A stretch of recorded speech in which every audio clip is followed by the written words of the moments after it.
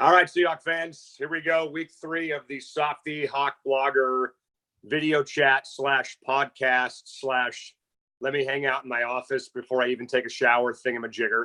I'm not sure what Brian's got going on behind him there with that really cool Seahawks logo, man.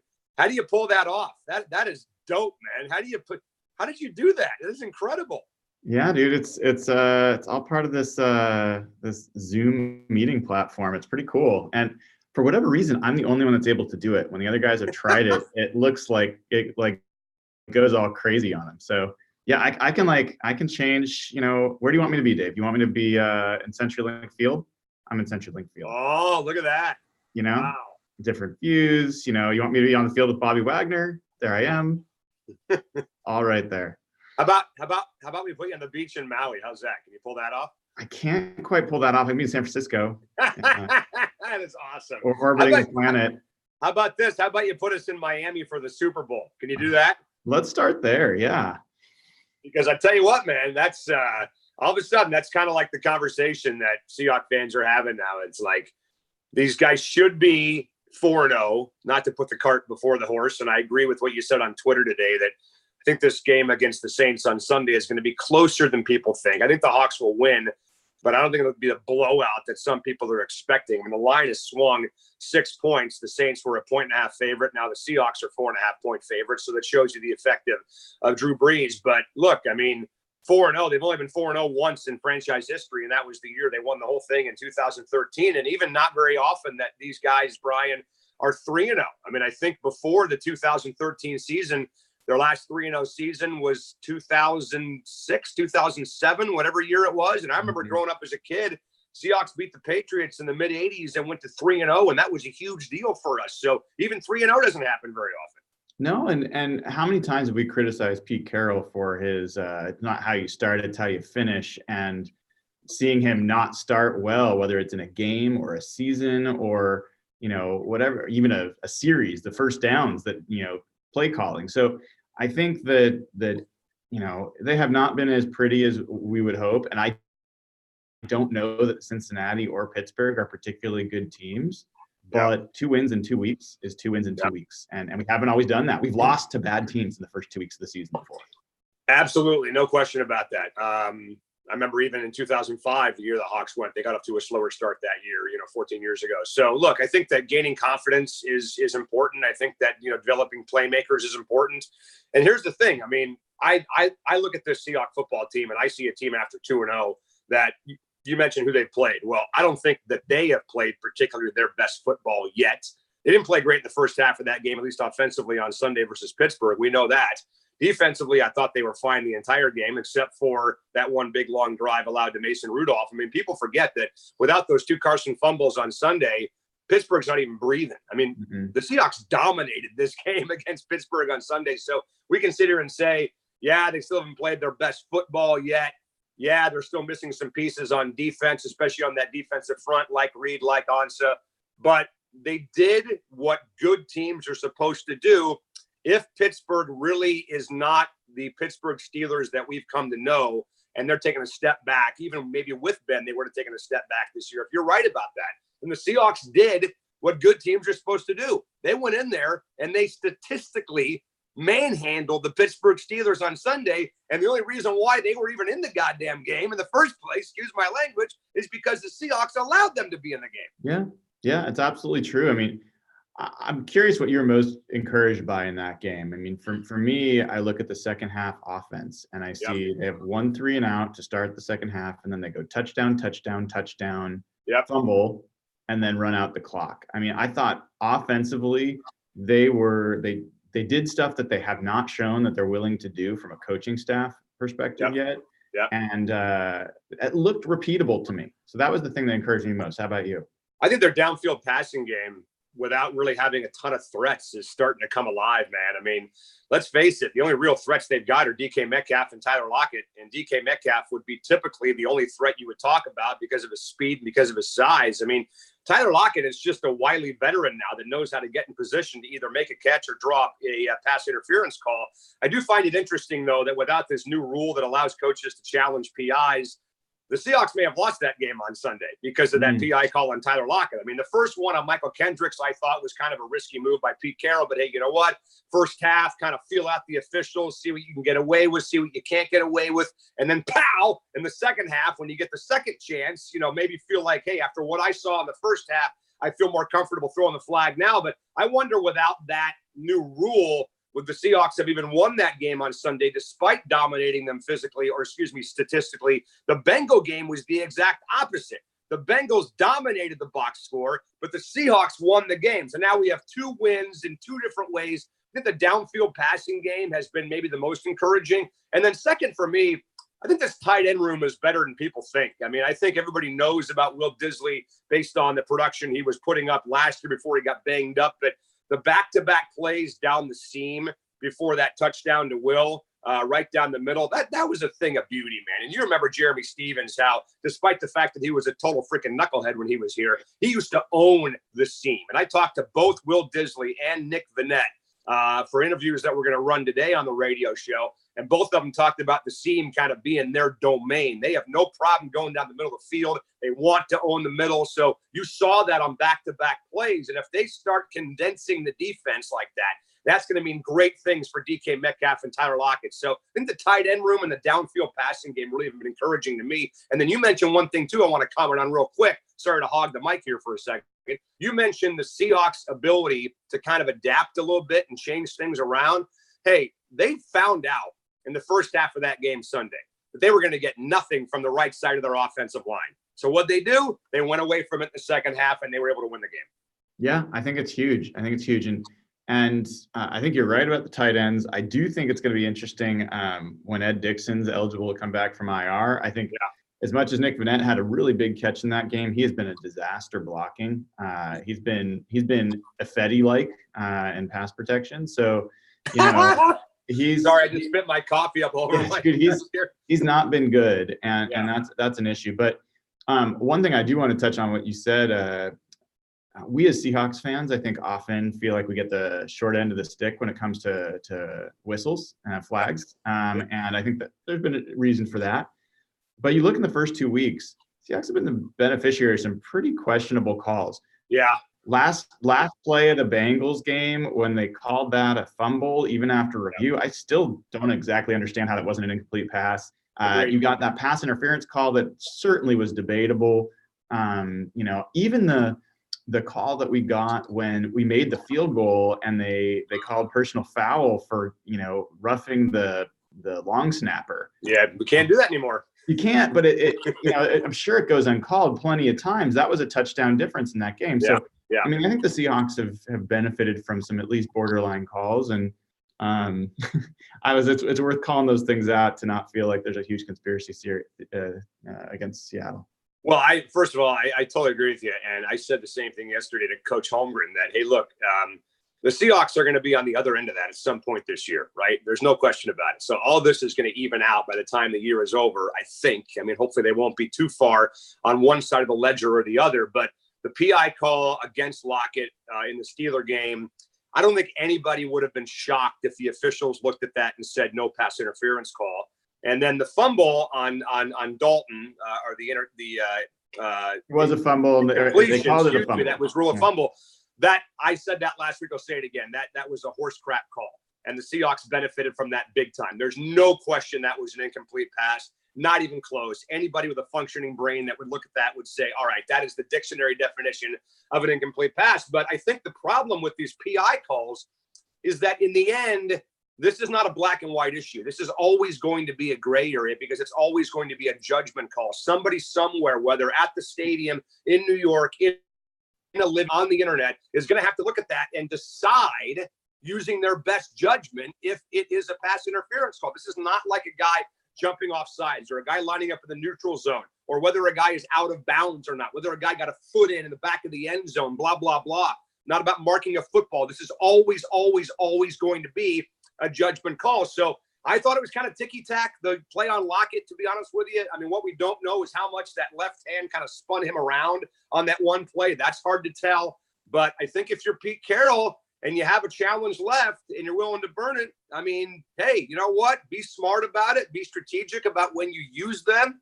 I think so far Pete Carroll's challenge approach has been kind of paying off for these guys. Yeah, I got to ask you about, so it looks like the Seahawks are going to get 3 guys back this week. It looks like Ziggy Ansah, it looks like David Moore, and probably Poona Ford. I think he's maybe the most questionable.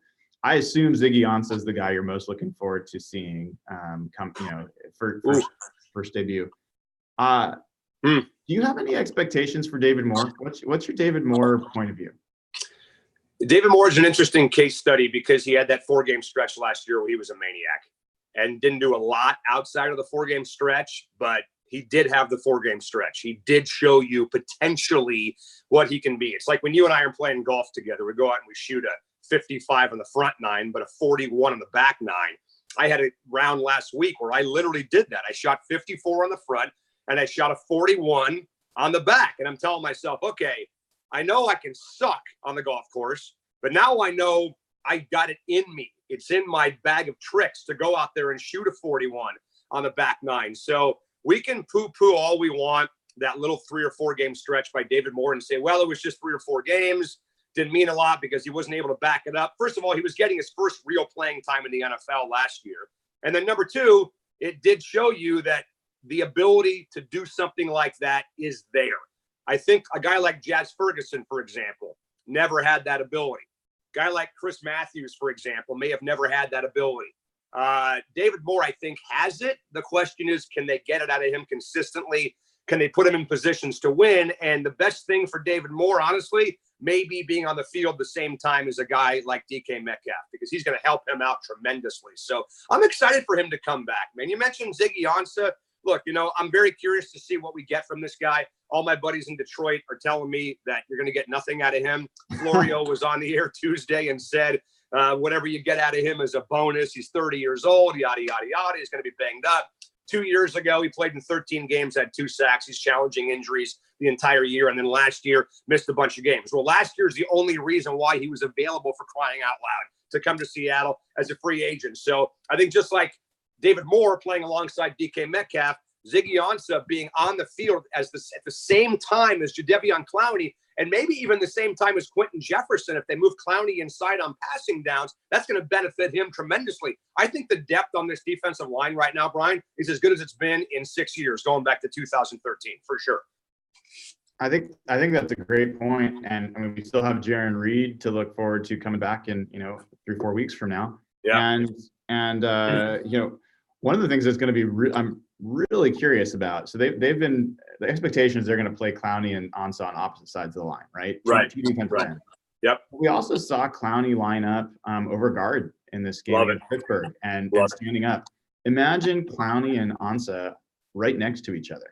Yep. And what is that going to look like for the opposing offensive line? I think that could be really interesting. And it could also open up, if they do something like that, they could bring Michael Kendricks off a blitz on the other side. That offensive line is going to have a lot to be thinking about. And it's been a really, really long time since the Seahawks had a scary pass rush. I mean, I think the scariest pass rush I remember the Seahawks ever having was really like late 90s when what was the defensive coordinator? He's a linebacker coach who became the defensive coordinator for the Eagles. And he was blitz happy. That's back when we had Sean Springs and we had Chad Brown. Yep. And that whole crew. I think his name was Jim Johnson. I want to say. Yep. And we used to just bring blitzes from all over the place and just really wreak havoc on opponents and cause lots of turnovers. I'm really hopeful that this team can start to be I feel like they're on the cusp. And I don't know if you heard it, but Pete Carroll this week, I haven't heard him that excited. He was talking about, I heard him this excited in a long time. He was talking about that he really feels like they're onto something with the linebackers. They feel like they've seen something that they haven't seen for a few years in terms of how to utilize them. And someone compared, do they think Michael Kendricks is a little like Cam Chancellor? And he said, yeah, that's actually not a bad comparison in terms of how they're thinking about using him, as basically a large safety down in the box and attacking the line of scrimmage. So I'm excited to see what these parts are going to look like as they come together. I think definitely pass rush is a big thing. And then the David Moore piece, just one quick thing there. Yeah. I don't think he's the best thing since sliced bread for sure, but there's almost like a CJ Procise level of animosity toward the guy, like that he had a 50% catch rate last year. There's no good. I don't sense that.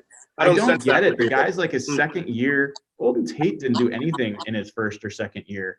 It takes a while for receivers to develop. And I put out there the list of receivers for the Seahawks that are 23 or younger that have had 5 touchdowns in their first 2 seasons. It's guys like Steve Largent, Daryl Turner, Brian Blades, Daryl Jackson, Tyler Lockett. I mean, David Moore. There's not many, like Corin Robinson's the other ones. Like, these are all pretty damn good receivers. So I think David Moore, you said it really well, with DK Lockett or DK Metcalf and Tyler Lockett. I like that threesome a lot more than Jaron Brown being out there. Yeah, I don't sense the animosity towards David Moore that you do. But then again, I don't hang around the murky, dark parts of the internet the way you do, talking to unknown voices, anonymous voices, getting their thoughts about it. Yeah, I mean, I think David Moore, I think maybe the apprehension towards him is that he hasn't played a lot. He was hurt, and I went to a really small school that nobody ever heard of in Oklahoma, undrafted, blah, blah, blah, or late round draft pick, all that stuff. So I just think in the end, there's just kind of a skepticism about players like that, I mean, look, what they did with Jermaine Kearse and Doug Baldwin, getting 2 undrafted free agents to pop the way they did, that's almost unheard of in the NFL, right? To have 2 guys like that, that came in roughly the same time. So I think there's just still some kind of real skepticism about David Moore. CJ Procise, I just think people are kind of getting tired of hearing about it, right? I mean, you've been high on his talent forever. The Seahawks, obviously, as well, have been high on his talent. Otherwise, they would have cut the guy.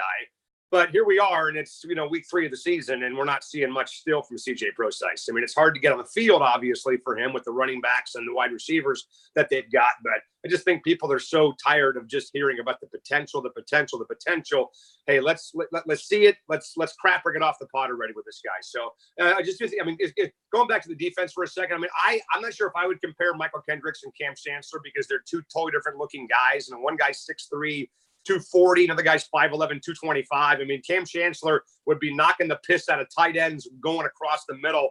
Obviously, Demaryius Thomas in the Super Bowl is one hit that comes to mind, but I don't see Kendricks playing that role. But I do see Michael Kendricks doing a better job, maybe off the edge in the run game, and maybe also on the blitz packages, getting to people. And he's going to play a lot. I mean, their lack of nickel the last couple games has been stunning for what they do. I'm not saying it's the wrong thing at all. I mean, trust me, if this is the way this defense is constructed and they're going to play to their strengths, then go for it. But this is a ball club that in the Carroll Schneider era has played 65% plus nickel, whatever that number is, the last 8 or 9 years. And now they're like under 35, 40%, even in the first 2 games of the year, if not lower than that. So the fact that you can get all 3 of these guys on the field together at the same time and have all those guys coming after the quarterback is potentially really scary.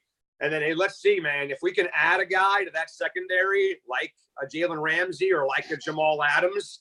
I mean, I'm sitting here just kind of losing my shit over this, man, thinking, oh my God, they would have a superstar at every level of their defense if they went out and got a player like that. I'm not planning on it. I'm not counting on it. I don't think it's going to happen because those guys are so few and far between. I think the market's going to be ridiculous and will probably outprice the Seahawks when it's all said and done. But I'm dreaming, Brian, about adding a player like that to this secondary and how good these guys could be. Yeah, it's a shame they weren't able to get the Minkah Fitzpatrick thing done. It's a little odd that perfect. It's a little odd that Pittsburgh was the team that did it, given the season expected to have. But look, Pittsburgh Steelers first round pick next year is definitely going to be higher than the Seahawks the way things are looking. So right. And he's got 4 years on his deal. So for 3.5 years after this year. So for Pittsburgh, it makes sense. Yes, he's not going to really do much for them this year because Big Ben's out and they're probably not going to be a playoff team. But then Big Ben comes back and they got him for 3 more years, 2 years plus the option. The issue, not to interrupt you, with Pittsburgh that I would be concerned about, Big Ben's going to be 38 years old next season. And he has not been the same quarterback he's been. He's been banged up. So that's my point. That's my point is I get Fitzpatrick's a fine player, but you traded what very well could be a top 10 pick next year. Right. Totally. Is he that good of a player for Pittsburgh? I think would you rather be drafting like a quarterback or, that was a little bit surprising to me. I think Minkah Fitzpatrick was a low 20s first round pick kind of guy, which the Seahawks would have given up. So I hear you on adding to the secondary. I don't expect it to happen. And I look at this game this week, 4-point spread, Seattle favored. That they usually do a star rating for picks, and I think Seattle's the obvious pick for this, but I think it's not obvious to me that this is more than a 2-star rating on that pick. I think it could be closer than people expect. Well, I think it's a win for the Hawks. I think early fourth quarter, mid fourth quarter, this will probably be a game. I don't think the Hawks will take the field with 10 minutes to go in the game and have a comfortable double-digit plus lead. I could see the Saints kind of hanging around because I think their defense is actually pretty good when it's all said and done. They didn't show that in the first week against the Texans, obviously, but the Texans may have a bit more weapons than the Seahawks do. And look, I mean, I think the bottom line for these guys is that you're looking at probably a lower scoring game. I mean, Teddy Bridgewater, everybody wants to, kind of freak out about Teddy Bridgewater. Well, Teddy Bridgewater might be pretty, no, Teddy Bridgewater is not good. Okay. Teddy Bridgewater at this point of his career is what he is. All right. There's a reason why the only starting job he got offered was with the freaking Dolphins, for God's sakes. And for him, that was the right call to turn that down because now he's starting in New Orleans, obviously. But I think Teddy Bridgewater, you faced him in Minnesota in that playoff game a couple years ago, and he was awful. I mean, the weather obviously was a major factor in that game for both sides, but I don't look at Teddy Bridgewater as a major difference maker in this game. The question I've got is Alvin Kamara. The question I got is Taysom Hill on third down and short. Where do they use Taysom Hill? I mean, Taysom Hill is a load, man, on third down and 2, third down and 1, to move the chains, to have a weapon like that, to move the chains from the wildcat position. And it's so funny because I've seen the Saints play a lot, even that Monday night game against the Texans earlier this year. And they'll put Taysom Hill in the backfield at quarterback for a wildcat type situation. Everybody knows what's coming, and they can't stop it. It's absolutely incredible. It kind of reminds me of what the Seahawks used to do with Marshawn Lynch, where they would say, hey, we're going to run the ball. We know that you know that we know that you know we're going to run the ball. Try and stop us. And they couldn't stop them because they had that great offensive line and one of the most physical backs in the history of the NFL. So can they slow down Taysom Hill? Can they get in the backfield? And I think Clowney's going to play a major role in that regard in this game on Sunday, because you said it earlier, and you're exactly right, dude. Putting Clowney on the interior over the guard in this game, when they go to a guy like Taysom Hill on third and short, I love the idea of Jadeveon Clowney against Taysom Hill in that kind of a matchup, because we tend to forget, people look at Clowney and they see a pass rusher. He's one of the better run-stopping defensive ends in the NFL. This is one of the reasons why you got him for exactly this kind of game. Yeah, and I don't know about you, dude, but I'm certainly going to be more nervous when Taysom Hill's in the backfield than when Teddy Bridgewater's in the backfield. Of course.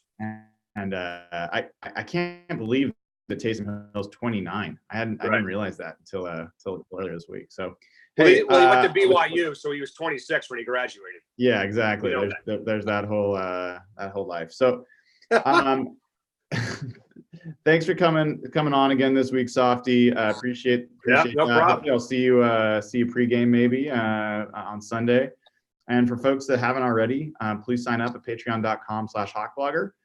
We crossed the 100 patron threshold this week. So nice. Awesome. Congratulations. Yeah, we're well on our way to our charity goals and a bunch of other stuff. I hope later today, or we will see something from our Cable Thanos showing up. So I like more it. Good stuff coming. Take care. Have a good one, Softy. All right, buddy. Be good, man. See ya. All right.